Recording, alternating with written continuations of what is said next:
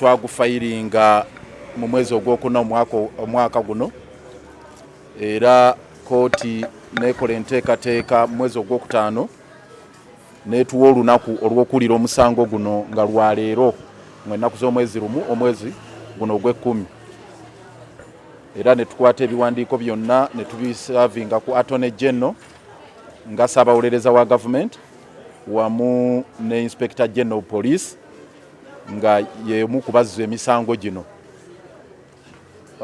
Olwaleero tubadde tuzze okuwulira kutandike kuba kooti lwe yatuwa dayalo y'omulamuzi yali ng'ejjudde, naye n'agamba kale nga lumu ogw'ekkumi nja kubawuliriza.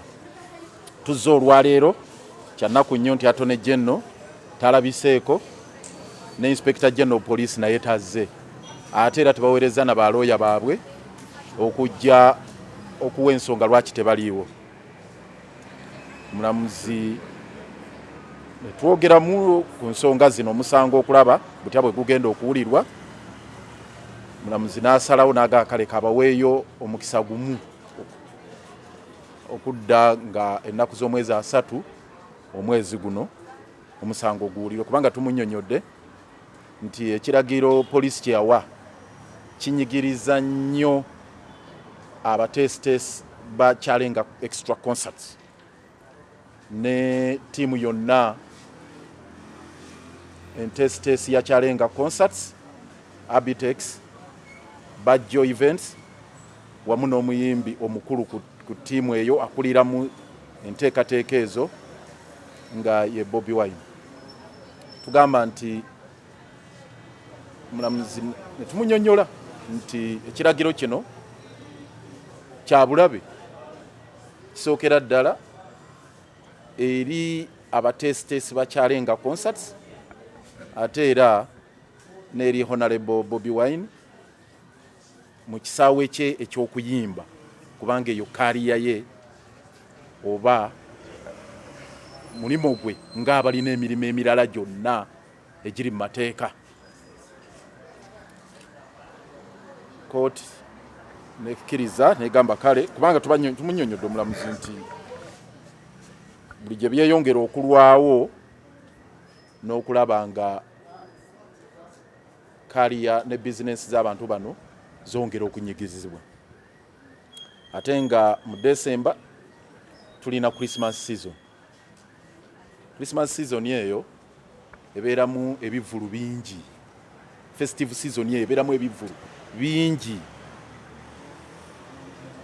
Ku Christmas kwennyini, ku Boxing Day n'ebirala mwe muli n'enkuuka, era ojja kwesanga nga babaga nti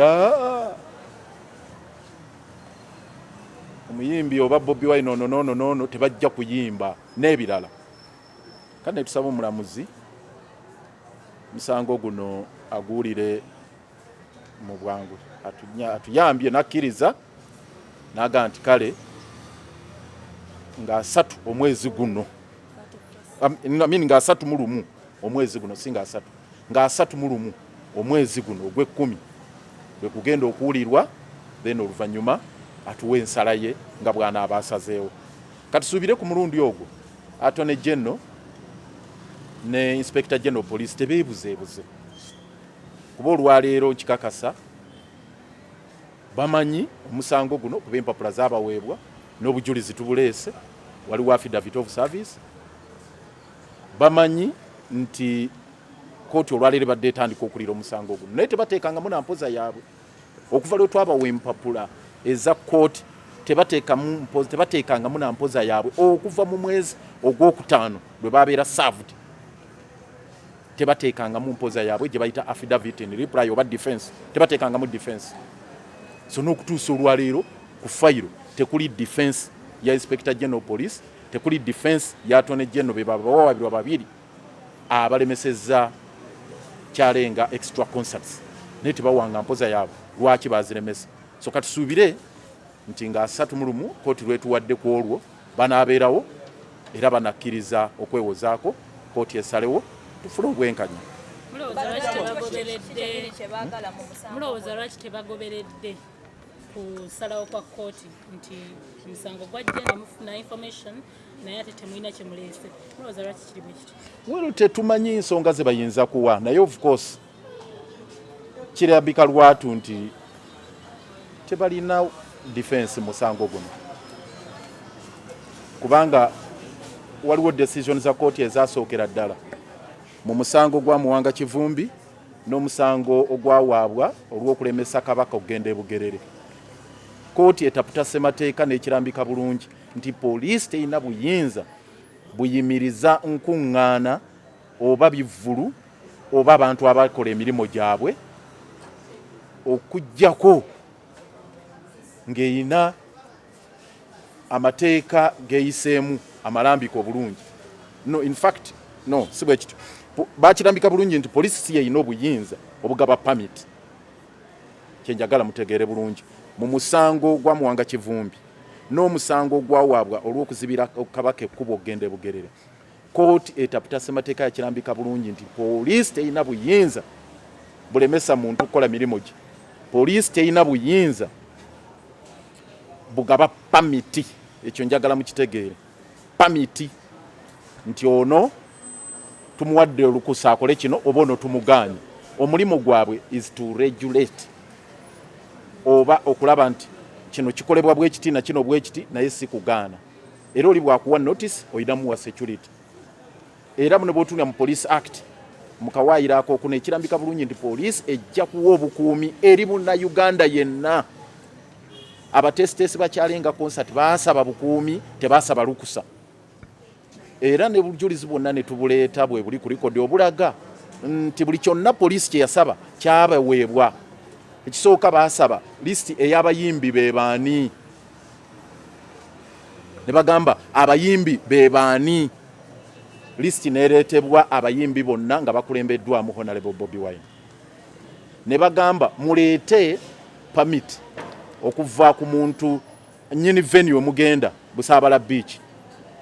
Empapula zonna ne tuzireeta nga zisayiningiddwa Babi Kyagulanyi ng'akulembera akulira ekifo ekyo ekya One Love Beach. Ne bagamba muleete ebya security. Receipts zonna ne zireetebwa eza security company eyali ewaddeyo bakanyama abagenda okukuuma.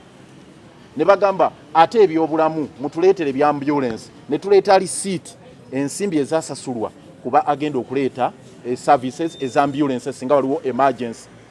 Kati kimu kyokka ekyalema era kye tugambye omulamuzi ekya sniffer dogs, embwa eziwunyiriza wano mu Uganda tetumanyi gye bazipangisa. Era singa abatesitesi baali bamanyi embwa gye bazipangisa nayo baali zipangisizaayo.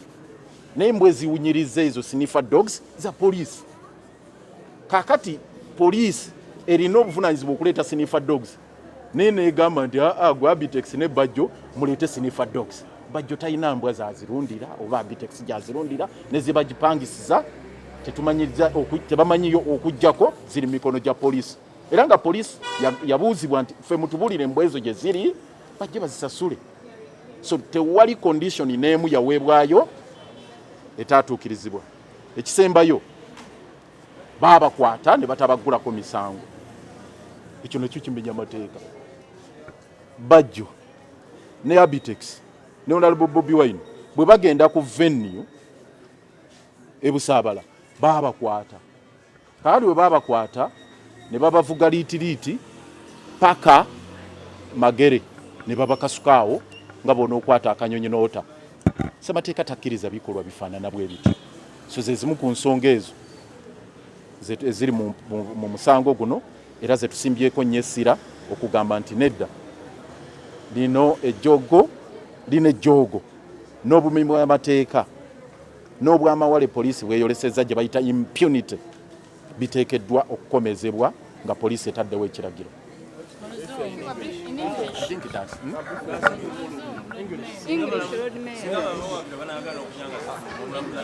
Kati briefly singa banaaba tebazze kkooti etuwadde omuwaganya ejja kusalawo kyekyokukola ku lunaku olwo. Yatugambye tuddemu tubasaavinge empapula endala ezibategeeza nti beetaagibwa nga 31. Era ekyo tugenda kukikola. Olwaleero empapula tugenda kuddamu tufune endala notice tuzitwale ewa Attorney General ne wa Inspector General Police olwaleero nga tubategeeza nti nga 31 mwetaagibwa kooti we batajja era nga tukinnyonnyola omulamuzi kooti kyene tusalirawo tunaagenda n'ekyo.